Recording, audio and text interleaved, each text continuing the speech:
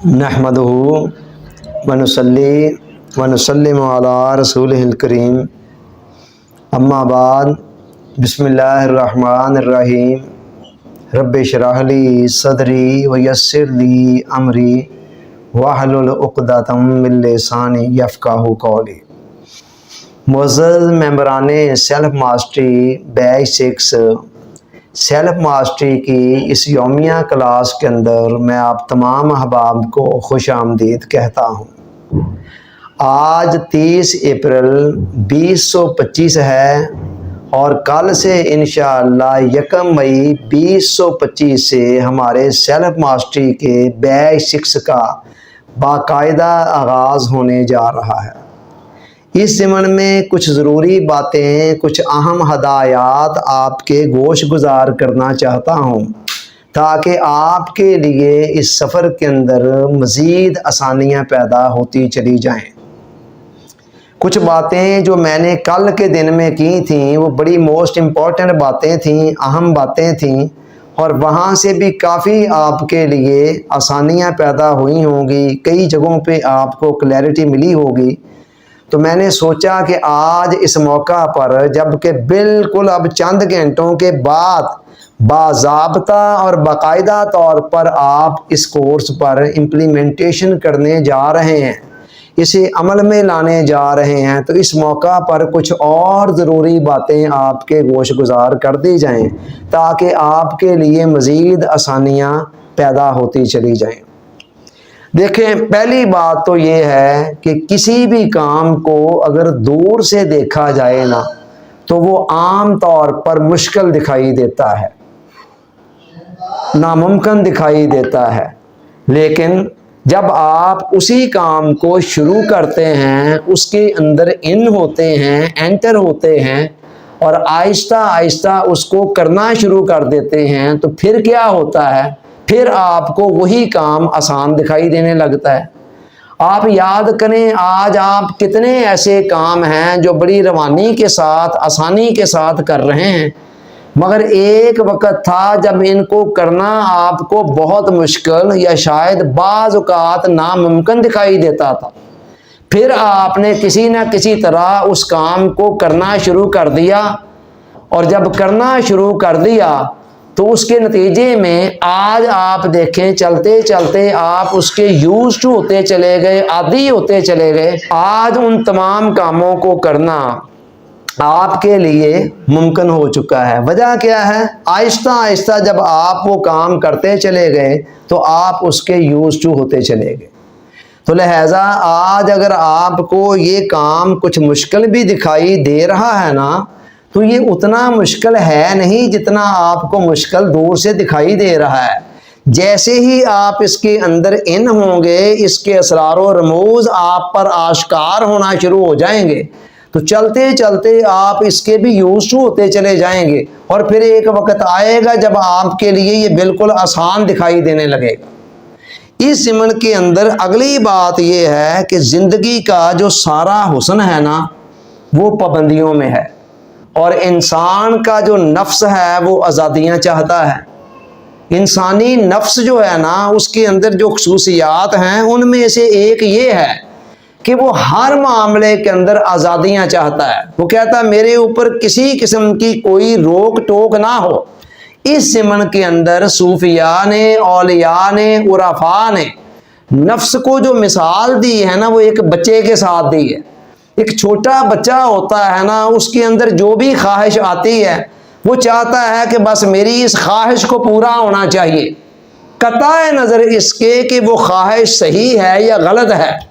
लेकिन मेहरबान माँ या शफीक बाप जब ये देखता है कि जो ख्वाहिश ये कर रहा है, अगर इस ख्वाहिश को पूरा कर दिया जाए तो खुद इसके लिए ये ख्वाहिश तबाही और बर्बादी का ज़रिया बन जाएगी, तो वो बच्चे की अपने दिल के ऊपर जबर करते हुए और बच्चे की चीखों पुकार को नज़रअंदाज करते हुए उसकी उस ख्वाहिश को पूरा करने से इनकार कर देते हैं।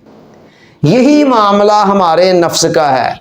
ये हर मामले के अंदर आज़ादी चाहता है, कहता मुझे कोई रोकने टोकने वाला ना हो, जो कुछ मेरा दिल चाहे मैं खाऊं पीऊं, جب دل چاہے سوؤں، جب دل چاہے اٹھوں، اور جو دل چاہے کروں، جدھر دل چاہے جاؤں اور جدھر دل چاہے نہ جاؤں۔ یہ آزادیاں چاہتا ہے، مگر آزاد زندگی کے اندر سوائے آوارگیوں کے اور کچھ بھی نہیں ہوتا ہے۔ یقین کریں کہ میں ایک دن کے لیے بھی آزاد زندگی کو افورڈ نہیں کر سکتا ہوں۔ میرے اوپر اب پابندیاں لگانے والا کوئی نہیں ہے۔ آپ کو تو میں نے کہا ہوا ہے نا کہ میدا نہ کھائیں 6 دن ہفتے میں۔ میں نے آپ سے کہا ہے کہ ہفتے میں 6 دن چینی نہ کھائیں۔ سوال یہ ہے میرے اوپر کون ہے جو چیک اینڈ بیلنس کرنے والا ہے؟ میں کس بنا پر، کس کے کہنے پر چینی نہیں کھاتا ہفتے میں 6 دن یا میدا استعمال نہیں کرتا؟ وجہ کیا ہے؟ مجھے وہ آزاد زندگی بالکل ہی زہر لگتی ہے جس میں کوئی روک ٹوک ہی نہ ہو، جو چیز بھی سامنے آئے بندہ کھانے لگ پڑے۔ تو لہذا میں اس بات کو جان چکا ہوں کہ زندگی کا سارا حسن جو ہے وہ پابندیوں کے اندر ہے، اور آزاد زندگی سوائے آوارگیوں کے اور کچھ بھی نہیں ہے، اور آوارگیوں کے اندر کوئی کمال بھی نہیں ہے۔ اور مومنانہ زندگی سراسر ایک پابند زندگی ہوتی ہے، آزاد زندگی نہیں ہوتی۔ حضور علیہ السلام نے فرمایا کہ مومن کی مثال کھونٹی سے بندھے ہوئے گھوڑے کی طرح ہے۔ گھوڑے کو جب کھونٹی سے باندھ دیا جاتا ہے نا، آپ دیکھتے ہیں کہ تھوڑی بہت آزادی ہوتی ہے اسے ہر سمت میں جانے کی، لیکن بہت زیادہ آزادی وہ انجوائے نہیں کر سکتا ہے۔ تھوڑا سا ایک سمت میں جاتا ہے، اچانک اس کے گلے میں پڑی ہوئی رسی کا تناؤ بتا دیتا ہے کہ نہیں بھی اس سے آگے ریڈ لائن آگے نہیں بڑھنا ہے۔ دوسری سمت میں جاتا ہے، کسی حد تک آزادی بھی ہوتی ہے، جیسے ہی تھوڑا سا ایک حد سے آگے بڑھنے لگتا ہے رسی کا تناؤ اسے بتا دیتا ہے کہ ریڈ لائن آ گئی ہے۔ ایگزیکٹلی یہی معاملہ ایک بندہ مومن کا بھی ہے۔ اس کے لیے بھی حلال کا ایک دائرہ ہے جس کے اندر اسے رہنا ہے، اور اس دائرے سے باہر نہیں جانا، اور پھر آگے حرام سے بچنے کے لیے حلال کے دائرے کی کئی جائز چیزوں کو بھی چھوڑنا ہوتا ہے، تاکہ نفس انسان کا بہت زیادہ خود سر نہ ہو جائے، بہت زیادہ آزاد نہ ہو جائے۔ سیدنا عمر فاروق رضی اللہ تعالیٰ عنہ فرماتے ہیں کہ ہم حرام سے بچنے کے لیے حلال کے بھی 10 میں سے 9 حصوں کو چھوڑ دیتے ہیں، تاکہ ہم کسی طرح سارے حلال کھاتے پیتے استعمال کرتے حرام میں نہ پہنچ جائے۔ تو بڑے محتاط رہے ہیں اولیاء، صوفیاء اور عرفاء اس معاملے کے اندر۔ چنانچہ بندہ مومن کی زندگی پابند زندگی ہے۔ حضور علیہ السلام نے فرمایا الدنیا سجن المومن و جنت الکافر، دنیا مومن کا قید خانہ ہے اور کافر کی جنت ہے۔ جنت میں جدھر چاہتا جاتا، جو چاہتا کھاتا پیتا، موج میلے کرتا پھرتا ہے، لیکن ایک بندہ مومن ایسا نہیں کر سکتا ہے۔ اسے قدم قدم پر دیکھنا پڑتا ہے کہ میرا خدا کہ کس بات میں خوش ہے، کس بات میں ناراض ہے۔ چنانچہ کئی خواہشیں ایسی ہوتی ہیں جن کا انسان اپنے اندر ہی اندر خون کرتا ہے اور اللہ کی محبت اور معرفت کے سفر کے راستے میں چلتا ہے۔ اور دوسری طرف آقا نے فرمایا الموت و تحفۃ المومن، موت مومن کے لیے ایک تحفہ ہے۔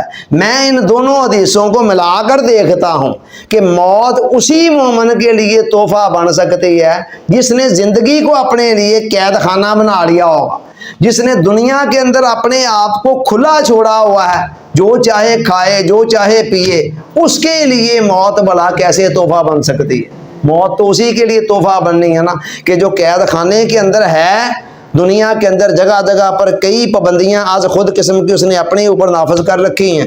چنانچہ جیسے ہی وہ ان کے دائروں سے نکلنے لگتا ہے فوراً اس کو یاد آ جاتا ہے کہ نہیں اس سے آگے نہیں بڑھنا ہے۔ اس طرح کی پابند زندگی جب وہ گزارتا ہے تو پھر موت آ کر ان ساری پابندیوں سے اسے آزادی دلا دیتی ہے۔ اور صوفیاء نے جیسے کہ کہا کہ زندگی کام کے لیے ہے، قبر آرام کے لیے ہے اور آخرت انعام کے لیے ہے، تو پھر موت آ کر ساری پابندیوں سے اس کو چھٹکارا دلاتی ہے، اور پھر قبر کے اندر آرام سے سوتا ہے، تھکاوٹ اتارتا ہے دنیا کی، اور اینڈ پر آخرت میں جا کر پھر اپنے اللہ سے انعام پاتا ہے۔ چنانچہ یہ بات، اگلی بات جو بتانی چاہتا ہوں کہ خوشیوں کی 2 قسمیں، بڑی نکتے کی بات ہے۔ کچھ خوشیاں وہ ہوتی ہیں جو حقیقی ہوتی ہیں، مستقل ہوتی ہیں، دائمی ہوتی ہیں، پائیدار ہوتی ہیں۔ کچھ خوشیاں وہ ہوتی ہیں جو وقتی ہوتی ہیں، عارضی ہوتی ہیں۔ بس جتنی دیر آپ اس حالت کو انجوائے کر رہے ہیں، آپ کو مزہ آ رہا ہے، مثلا کھانے پینے کی جتنی خوشیاں ہیں ساری کی ساری عارضی ہیں، وقتی ہیں۔ یہ تو نہیں ہو سکتا کھانا ہم اب کھائیں اور 4 گھنٹے بعد بھی اس کا مزہ ہمارے زبان کے اندر اسی طرح محسوس ہو رہا ہو، ایسے نہیں ہوتا ہے۔ بلکہ کیا ہوتا ہے کہ وہ جب تھوڑی دیر کے بعد جب حلق سے چیز گزر جاتی ہے، نیچے اتر جاتی ہے، تو اس کے بعد پھر اس کا مزہ بھی ختم ہو جاتا ہے۔ زندگی میں ہم نے آج تک کتنے مزے لیے ہیں، لیکن آج کسی مزے کی یاد باقی نہیں ہے۔ وجہ کیا ہے کہ یہ خوشیوں کی وہ قسم ہے جو عارضی ہے۔ اے سی والے کمرے میں آپ بیٹھیں گے، جب تک آپ بیٹھے ہوئے ہیں تب تک آپ اسے انجوائے کر رہے ہیں، اور جیسے ہی آپ اے سی والے کمرے سے باہر آتے ہیں ساتھ ہی مزہ بھی ختم ہو جاتا ہے۔ اس کے مقابلے میں کچھ خوشیاں وہ ہوتی ہیں جو دائمی ہوتی ہیں، پائیدار ہوتی ہیں، من کا سکون، قرار اور روح کا چین اور اطمینان، یہ وہ چیزیں ہیں جو دائمی ہیں۔ اب مسئلہ یہ ہے کہ جتنا زیادہ آپ عارضی وقتی خوشیوں کے پیچھے بھاگیں گے، اتنی زیادہ جو حقیقی خوشیاں ہیں، حقیقی سکون ہے، حقیقی راحت ہے، وہ آپ سے روٹتے چلے جائیں گے۔ یہ ایک قدرت کا قانون ہے۔ آج ہماری زندگی کے اندر جتنے پچھتاوے ہیں، جتنے دکھ ہیں، جتنے غم ہیں، جتنی بیماریاں ہیں، یاد رکھ لیں ان میں بہت بڑا حصہ ان وقتی عارضی خوشیوں کا ہے جس کو ہم نے اندھا دھند فطری دائروں سے باہر نکل کر انجوائے کیا، استعمال کیا، اور اس کا نتیجہ آج ہم کئی بیماریوں، کئی پریشانیوں اور کئی قسم کے سٹریس کی صورت میں بھگت رہے ہیں۔ لہذا یہ جتنی عارضی اور وقتی خوشیاں ہیں، اگر ان کو فطری حدود کے اندر، فطری دائرے کے اندر رہتے ہوئے استعمال کیا جائے تو پھر انسان بڑا اچھا رہتا ہے، مزے میں رہتا ہے۔ اور اگر انسان فطری دائروں سے باہر جا کر اندھا دھند وقتی خوشیوں اور عارضی لذتوں کے پیچھے بھاگے گا، اس کا پھر نقصان یہ ہوتا ہے کہ جو حقیقی خوشیاں ہیں اور جو حقیقی اطمینان ہے وہ اس سے روٹتا چلا جاتا ہے۔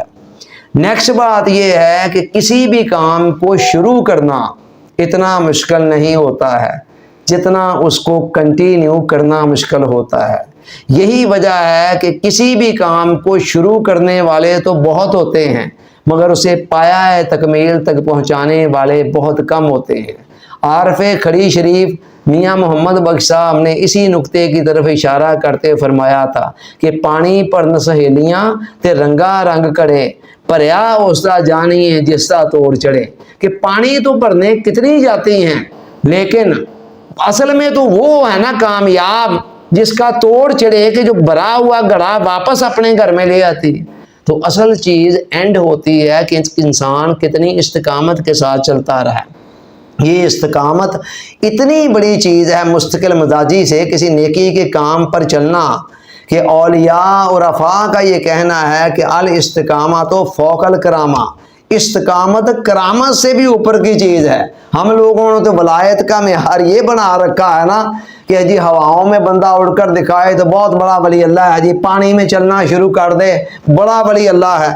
لیکن خود اولیاء سے بھی تو پوچھیں کہ آپ کے نزدیک اصل کرامت کیا ہے، تو حضرت علی حجویری فرماتے ہیں کہ ہمارے نزدیک اس سے بڑی کرامت اور کوئی نہیں ہے کہ انسان استقامت کے ساتھ دین کی راہ پر چلتا چلا جائے۔ تو وہ کہتے ہیں کہ کرامت سے کہیں بڑی چیز جو ہے نا وہ استقامت کے ساتھ دین کی راہ پر چلنا ہے۔ تو یہ چیز تو استقامت، اور حضور علیہ السلام نے فرمایا احب الاعمال الی اللہ ما داوم صاحبہ علیہ وان کلا، فرمایا اعمال کی دنیا کے اندر سب سے بہترین عمل اللہ کو وہ پسند ہے کہ جس پر انسان مستقل مزاجی سے چل رہا ہو، اگرچہ وہ مقدار کے اندر تھوڑا ہی کیوں نہ ہو۔ اور دوسری طرف خود حضور علیہ السلام کے مزاج کے متعلق حضرت عائشہ جی کا فرماتی ہیں کانا حب الدین الیہ، حضور علیہ السلام کو بھی اعمال کی دنیا میں سے سب سے زیادہ عمل وہ پسند تھا جس پر اس کا کرنے والا مستقل مزاجی سے چل رہا ہو، مقدار میں اگرچہ تھوڑا ہو۔ جو مستقل مزاجی ہے نا، یہ کسی وہی جیسے کہتے ہیں قطرہ قطرہ جو پانی کا گرتا رہے پتھر کے اوپر، ایک وقت آتا ہے اس پتھر کے اوپر سوراخ کر دیتا ہے، لیکن وہی پانی اگر آپ 100 من پانی ایک دم سے ایک پتھر پر بہا دیں تو بہہ کر گزر جائے گا اور کوئی نتیجہ پیدا نہیں کرے گا، اور اس کی جگہ پر اسی 100 من پانی کو قطرہ قطرہ کر کے جب آپ مستقل مزاجی کے ساتھ گراتے چلے جائیں گے تو ایک وقت آئے گا کہ پتھر کے اندر سوراخ کر دے گا وہ۔ تو یہ ہے مستقل مزاجی کی اہمیت۔ دیکھیں ہم نے چائے جب بنانی ہوتی ہے نا، چائے کو انجوائے کرنا ہوتا ہے تو اس کے لیے کیا کرتے ہیں، چائے کے لوازمات تیار کر کے اوپر چولہے پر رکھ کر ہم اسے کوئی 2-4 قسم جوش جب آتے ہیں نا تو پھر چائے کا صحیح رنگ بھی نکلتا ہے اور صحیح اس میں ٹیسٹ بھی آتا ہے۔ اب اگر آپ چائے بنائیں اور اگر ابھی 1 منٹ آگ جلی اور آپ نے چولہا بند کر دیا، پھر اس کے بعد کوئی تھوڑی دیر بعد آپ پھر کوئی 30 سیکنڈ کے لیے چولہا جلا دیں، آگ جلا دیں، پھر ابھی اس کو جوش بھی نہ آئے آپ بند کر دیں، پھر کوئی تھوڑی دیر کے بعد آپ آدھے منٹ کے لیے چلا دیں اور پھر اس کو بند کر دیں، تو اس کا نتیجہ کیا ہوگا؟ 100 مرتبہ بھی اس طرح آپ نیچے آگ جلا لیں، کبھی آپ چائے کے حقیقی ٹیسٹ کو انجوائے نہیں کر سکتے ہیں۔ اس کے لیے کیا ہے؟ چائے کو ایک دفعہ بوائلنگ پوائنٹ پر پہنچانا ہوگا۔ یہی کچھ یہاں ہے، ہم نے کتنی دفعہ اپنی پرسنالٹی ڈیولپمنٹ کے سفر کے اوپر چلے، لیکن ہر دفعہ کیا ہوتا رہا؟ چند قدم چلنے کے بعد ابھی وہ کیف، وہ سرور، تعمیر شخصیت کے نتیجے میں جو انسان کے باطن میں قرار آتا ہے، سکون آتا ہے، وہ ابھی حاصل بھی نہ ہو پایا کہ ہم ساتھ ہی پٹری سے اتر بھی گئے، کسی نہ کسی وجہ سے گر گئے۔ اب گرنے کی وجوہات کیا ہیں؟ ایک وجہ تو یہ ہوتی ہے کہ انسان کو کوئی چلانے والا نہیں ہوتا ہے۔ اقبال نے کہا تھا اگر کوئی شعیب آ جائے میسر، شبانی سے کلیمی 2 قدم ہے، کہ شعیب اگر کوئی میسر آ جائے تو بکریاں چراتے ہوئے بندہ 2 قدم کی بات ہے وہ کلیمی کے مرتبے پر پہنچ جاتا ہے۔ موسیٰ علیہ السلام کے واقعے کی طرف اشارہ ہے۔ تو آپ جب کوئی پوچھنے والا نہ ہو، کوئی بتانے والا نہ ہو، تو پھر ایسے ہی ہوتا ہے، جب مرضی انسان کا دل چاہے رک جائے، بیٹھ جائے، اب اسے کس نے کہنا ہے؟ کوئی تھرڈ پرسن جب انوالو ہوتا ہے نا تو پھر انسان کے لیے استقامت کے ساتھ چلنا آسان ہو جاتا ہے۔ ایک وجہ تو یہ، دوسرا ہم عام طور پر اکیلے چلتے ہیں، تو اکیلا بندہ تو شیطان کا بڑا اہم ہتھیار ہوتا ہے نا، وہ شکار ہوتا ہے، وہ آرام سے شکار کر دیتا ہے۔ حضور علیہ السلام نے فرمایا ید اللہ علی الجماعت، جماعت کے اوپر اللہ کا ہاتھ ہوتا ہے۔ اور واصف صاحب کہتے ہیں کہ ہم خیال لوگ جب ہم سفر بن جاتے ہیں نا تو منزل آسان ہو جاتی ہے۔ تو یہ بھی ایک وجہ تھی کہ تنہا ہم چلتے رہے، اور پھر یہ بھی ایک وجہ تھی کئی مرتبہ ہم نے چلنے کا ارادہ کیا مگر ہمارے پاس کوئی لاہہ عمل نہیں تھا۔ جب لاہہ عمل نہیں تھا تو پھر کیسے چل سکتا تھا بندہ؟ 2-4 دن شوق سے چلا بیٹھ گیا۔ خدا کا کروڑ مرتبہ شکر ہے کہ سیلف ماسٹری کے سرکل کے اندر ہمیں یہ ساری چیزیں حاصل ہیں۔ ایک پورا ہم خیال لوگوں کا ایک گروہ موجود ہے کہ جن کے ساتھ چلتے ہوئے انسان کے لیے، شیطان کے لیے بھی اتنا آسان نہیں ہوتا ہے کسی جماعت پر، کسی اجتماعی گروہ پر حملہ آور ہو سکے اتنی آسانی کے ساتھ جتنا ایک انڈیویجول فرد کو شکار بنانا آسان ہوتا ہے۔ تو یہاں ہم ایک اجتماعیت کی صورت میں چل رہے ہیں، اور پھر کوئی چلو کیا جیسا بھی ہے، ایک مینٹور بھی ہے ہمارے پاس اور ایک مکمل لاہہ عمل بھی ہے ہمارے ساتھ، تو لہذا اب چلنا آسان ہوتا ہے۔ حضرت علامہ اقبال جو ہے نا وہ صدیوں کے شاعر ہیں، ان کے شعروں نے ایسا متاثر کیا ہے جو بندہ ڈیپتھ میں جا کر دیکھ لیتا ہے کہ قرآن و حدیث کے بعد پھر ایسے نقطے اقبال کھولتا ہے کہ انسان حیرت کے سمندروں میں گم ہو جاتا ہے۔ اب اقبال نے زندگی اور اس کے مسائل پر اتنا کچھ لکھا ہے کہ جس کو شمار کرنے کے لیے بھی ایک پوری عمر درکار ہے، لیکن اقبال کے تمام کلام کا جو مرکزی نقطہ ہے نا وہ پتہ کیا ہے؟ وہ ہے خودی۔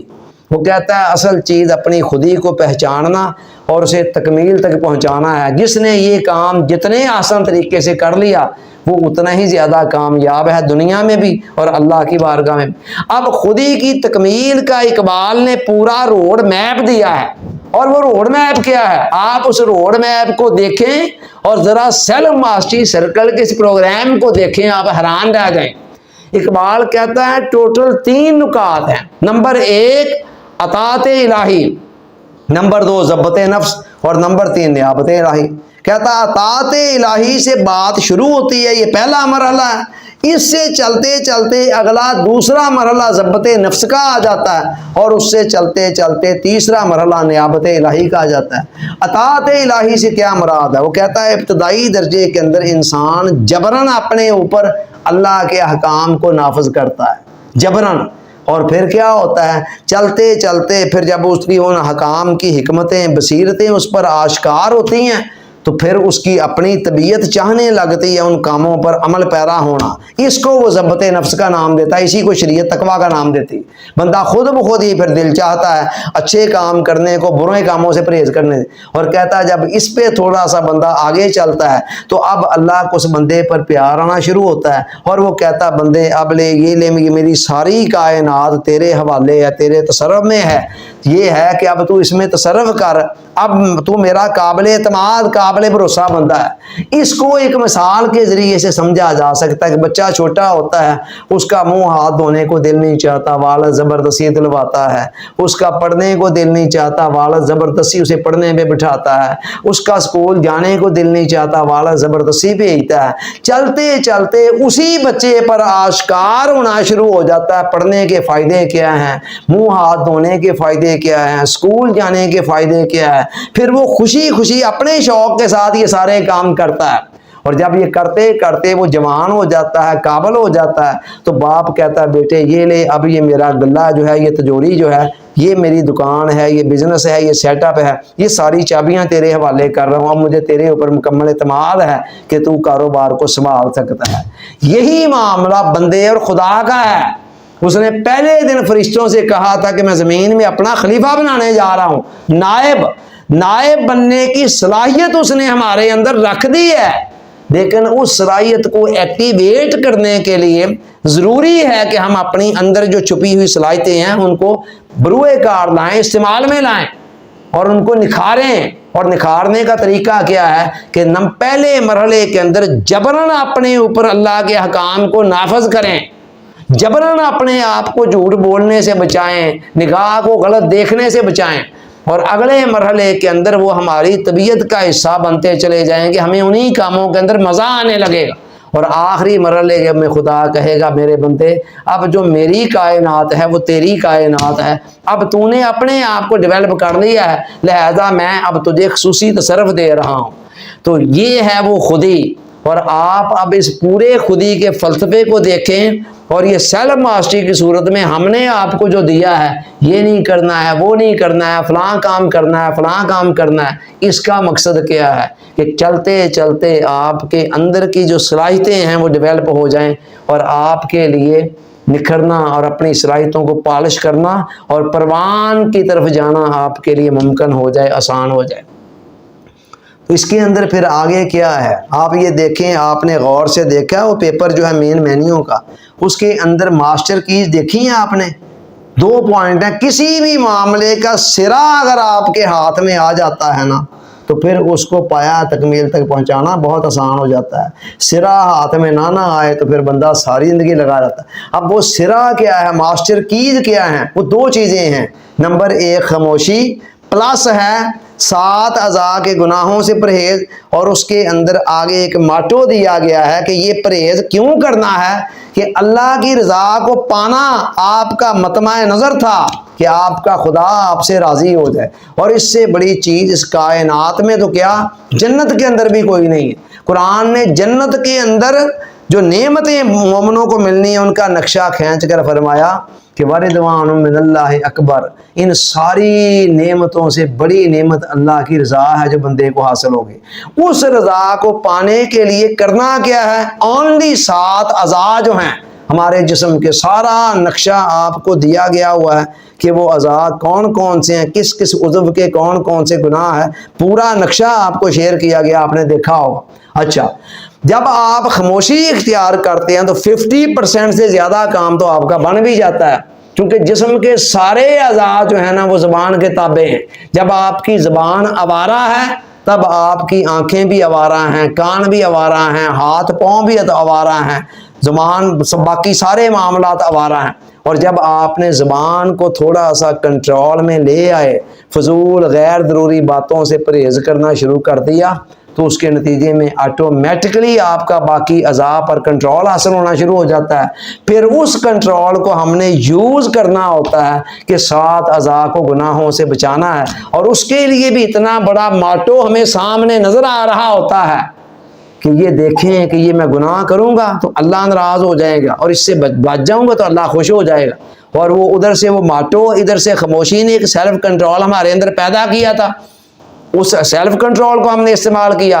ادھر سے سامنے ہمیں وہ ماٹو نظر آیا کہ میں نگاہیں غلط استعمال کرنے لگا ہوں، اس کے نتیجے میں خدا ناراض ہو جائے گا، اور اس نے ہمیں روک لیا.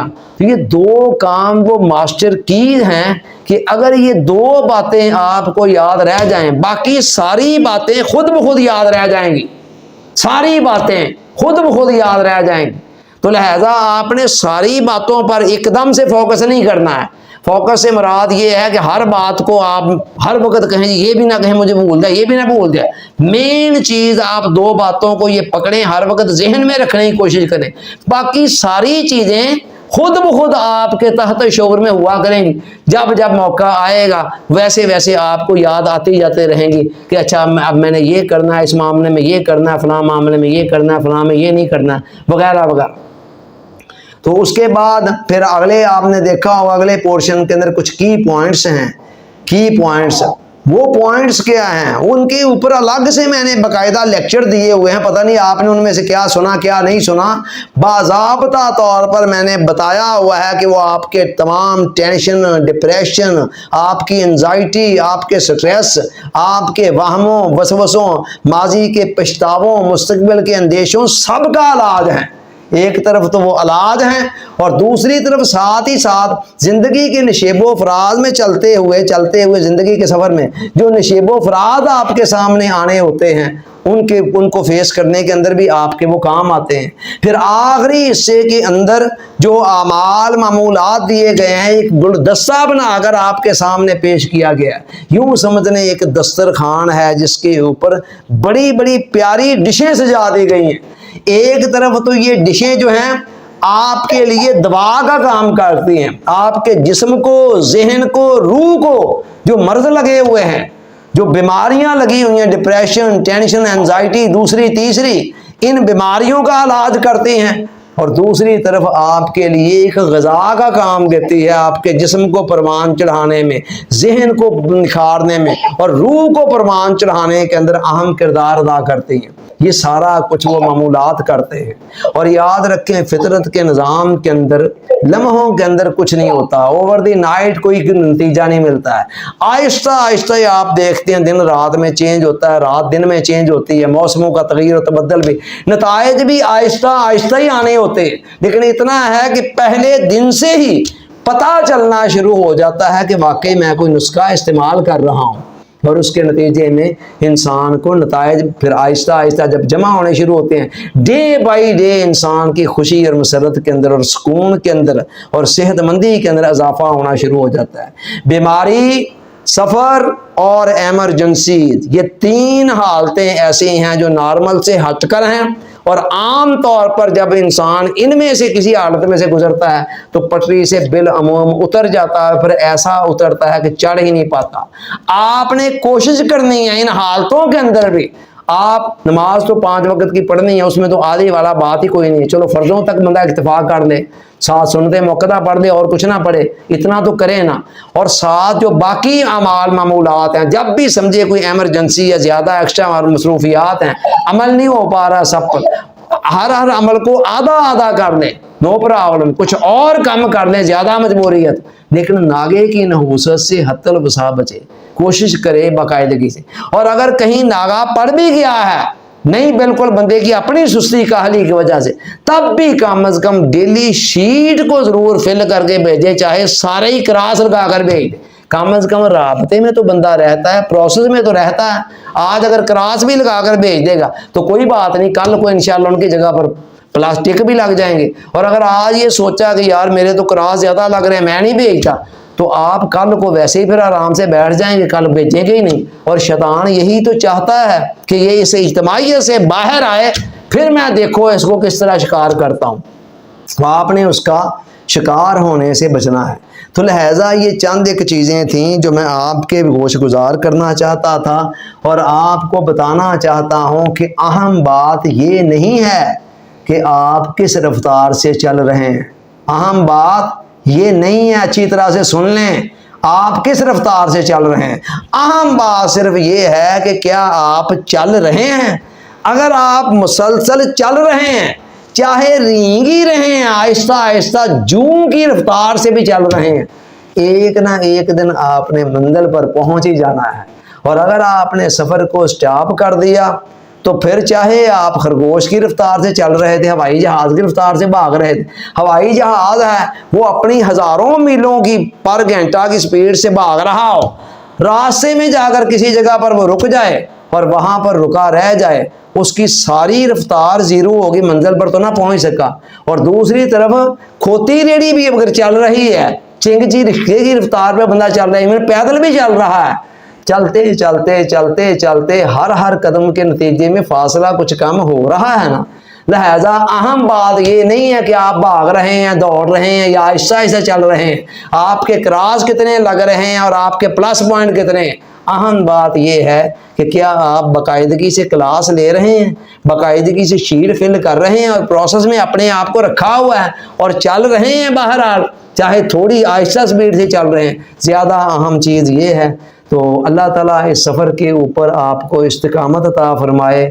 انشاءاللہ صبح سے آپ کا سفر شروع ہو رہا ہے. بڑی باتیں میں نے رات کے لیکچر میں کر دیں, بہت ساری باتیں آج کے لیکچر میں کر دیں, اور اس سے پہلے بہت ساری باتیں کورس انٹروڈکٹری لیکچر میں کی تھیں, پھر کورس اوور ویو لیکچر میں کی, پھر اس کو جو ان باتوں کے اندر جو میں نے ریفرنس دیا تھا پچھلے 3 لیکچرز کا وہ بھی آپ سے شیئر کیے جا چکے ہیں. وہاں اور زیادہ ڈیٹیل کے ساتھ ساری باتیں موجود ہیں.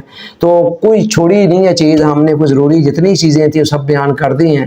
تو اللہ تعالیٰ سے دعا گو ہوں کہ آپ کو استقامت کے ساتھ چلنے کی اور جو نتائج ہم آپ کو بتا رہے ہیں ان کو اپنی کھلی آنکھوں سے دیکھنے کی توفیق عطا فرمائے. آمین ثم آمین. وما علینا الا البلاغ. شکریہ.